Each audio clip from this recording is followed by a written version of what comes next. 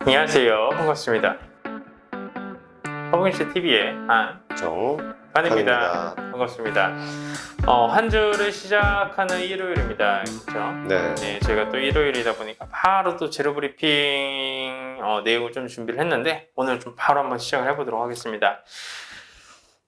주말간 역시나 다시 한 번 더 이슈가 나와주었죠. 네. 어떤 이슈일까요? 에너지 대란이다. 지금 사실 뭐 에너지 대란 때문에 중국도 말이 많죠. 중국도 말이 많고 이게 실질적으로 우리나라 시장에도 직접적인 영향을 좀 주는 이슈입니다. 이게 에너지 대란 이슈가 나와주다 보니까 너무나도 자연스럽게 대체 에너지가 시장에서 부각을 받아주고 있고 금요일에도 어느 정도 선반영을 해주는 모습을 보여줬습니다. 그렇죠? 과연 대체 에너지는 무엇이 있을까요? 일단 두 가지로 조금 시장 혹은 뭐 업황에서 좀 얘기가 나오는데 첫 번째가 이제 수소 쪽이고 두 번째가 이제 원전 얘기가 좀 많이 나오는데 금요일은 아무래도 이제 원전 관련주들이 거의 뭐 아침부터 시장을 좀 주도했다 보여집니다. 일본에서 사실 이 SMR 이슈가 나와주다 보니까 금요일에는 원전 관련주들이 상당히 많은 부각을 받아줬었고 사실 수소 관련된 부분은 저희가 허브리핑부터 시작을 해가지고 이 제로 브리핑에서도 상당히 많이 언급을 드렸어요. 그렇죠? 상당히 많이 언급을 드렸는데 결과적으로 봤을 때 시장에서 순차적으로 순환매가 돌아가며 부각을 받아주고 있다라고 보시면 될 것 같아요. 사실 이런 에너지 대란 이슈 자체가 쉽게 끝나기가 어려운 이유 중 하나가 코로나 사태가 터지고 나서 이 저유가 시대를 우리가 경험해보지 않았습니까? 그쵸. 물보다 싸다, 기름이 물보다 싸다 이런 이슈가 나와준 게 사실 얼마 되지가 않았습니다.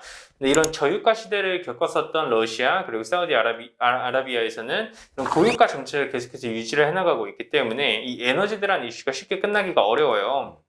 이제 뭐 러시아가 살짝 이제 뭔가 좀 백신 때도 뭔가 이렇게 큰 소리 뻥뻥 쳤습니다만 실질적으로 이제 모더나 화이자 쪽이 좀 백신을 좀 주도해버렸었고 맞습니다. 그리고 항공 쪽으로도 소리를 뻥뻥 쳤습니다만 조금 좀 사그라들었고 요번에 다시 한번 천연가스랑 석유로 목소리를 한 번 더 드높이는 그런 상황인 것 같아요. 이 거의 세계 최대급이죠. 네, 러시아가 이 천연가스 생산국 중에서 세계 최대급인데 어느 정도 그들의 포지션 자체가 스탠스가 매우 매우 강경한 상황이기 때문에 이 대체 에너지 관련주들의 부각은 쉽게 끝나기가 어렵다라고 이해를 해주시면 될 것 같아요.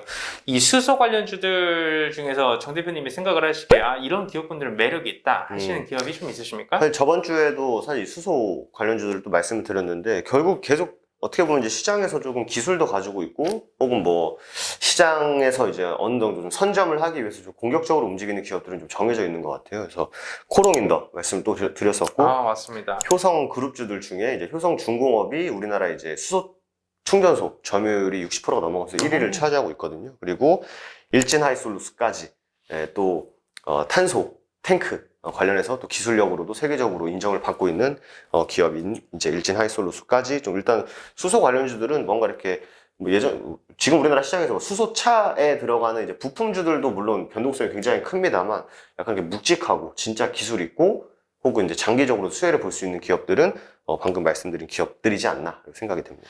그리고 이제 2021 국감에서도 수소 충전소 관련된 이슈가 전기차 충전 관련된 이슈하고 같이 좀 나와주었어요. 근데 이게 신재생 자동차 그리고 신재생이라는 키워드가 계속해서 부각을 받고 있는 가운데 수소 충전, 전기차 충전 이 키워드가 매우 시설이 부족하다. 그래서 이런 인프라 구축이 매우 중요하기 때문에 이것도 상당히 어떻게 보면 나중에 이 황금알은 낳는 거위알? 그런 느낌이라고 한번 이해를 해주시면 될 것 같고요. 그럼 이제 원전 관련주도 저희가 좀 관심 있게 볼 건데 사실 이 원전 관련된 이슈는 너무나도 많은 이슈가 같이 엮여져 있습니다. 전력난도 또 원전으로 해결을 해야 된다라는 것도 있고 말씀하신 또 일본 쪽에서도 SMR 이슈도 한번 다시 튀어나왔고 그러다 보니까 또 몇 달 전으로 보면 또 정책적으로도 얘기가 나왔었죠. 그래서 그렇죠.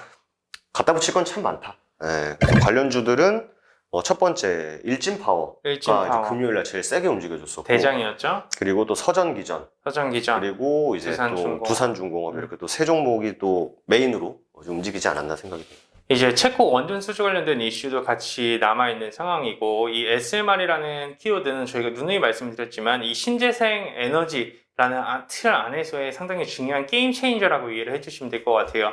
모멘텀의 크기 자체가 너무나도 크기 때문에 단발성 테마로 마감을 하기에는 상당히 어려움이 있고, 그렇기 때문에 관련 기업분들은 꾸준히 모니터링을 하셔야 한다라는 말씀을 드리도록 하겠습니다. 제가 몇 개월째 동일한 말씀을 반복적으로 말씀드리고 있는데, 그 이유 중 하나가 중장기적인 재료, 중장기적인 테마에 대한 이해도가 있으셔야지 어떻게 보면 트레이딩을 진행을 하실 때, 매매를 진행하실 때 내 손실을 보지 않고 꾸준히 조금 긴 호흡으로도 볼 수 있다라는 말씀을 좀 드리도록 하겠습니다.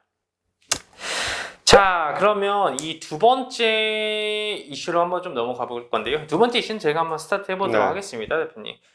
두 번째 이슈는 이 전기차 판매량이 명확하게 가시적으로 증가해주고 있습니다. 현대차에서 개발했고 기아차에서 개발하고 있는 아이오닉5 그리고 뭐 기아에서 개발하고 있는 상당히 매력 있는 이 전기차들이 내수 판매가 가시적으로 늘어나주고 있는 모습을 보여주고 있어요.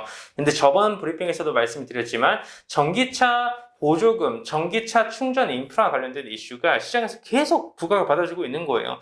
충전 인프라가 너무 부족하다, 충전 인프라가 너무 부족하다. 그렇기 때문에 가시적으로 충전 인프라를 구축을 해나가야 된다. 그리고 이제 현대차, SK, LG부터 시작을 해가지고 롯데까지 명확하게 이 전기차 충전 인프라에는 공격적인 투자가 집행이 되고 있고, 이 지분을 확보를 해나가면서 가시적으로 이 사업적인 영역 자체를 이렇게 만들어가고 있다고 보시면 될 것 같아요. 옛날에 이 내연기관차가 나와주고 나서 기름을 넣는 이 충전소 대신에 뭐 기름을 가져와서 배달을 시켜서 넣는 그런 경우도 있었잖아요. 지금이 그런 전기차 사업 인프라를 구축을 해나가는 초입의 구간이기 때문에 어떻게 보면 차후 사업성이 가시적으로 커져 나갈 때 지금 투자하는 기업군들은 명확하게 수혜를 받을 수 있다라고 한번 이해를 해주시면 될 것 같아요. 역시나 이 충전 인프라 관련주 수혜를 받을 수 있을 만한 기업은 첫 번째 디스플레이 택이지 않겠습니까? 그렇죠. 네.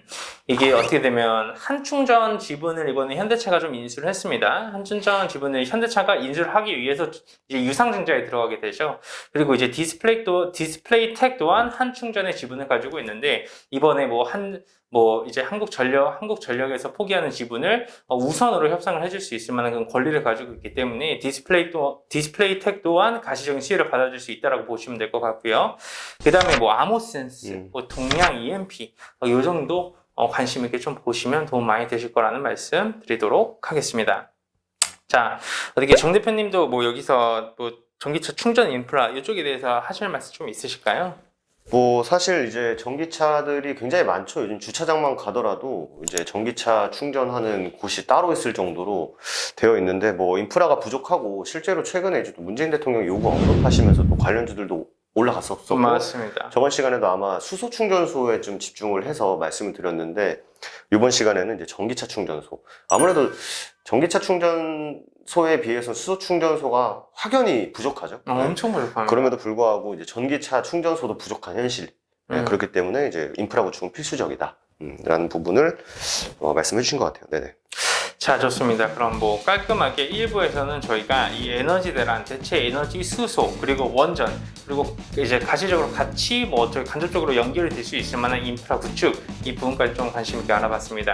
충분히 모멘텀 자체가 우리가 좀 짧은 호흡이 아니라 긴 호흡으로도 볼 수 있을 만한 모멘텀이니까 관심 있게 한번 봐보시고요.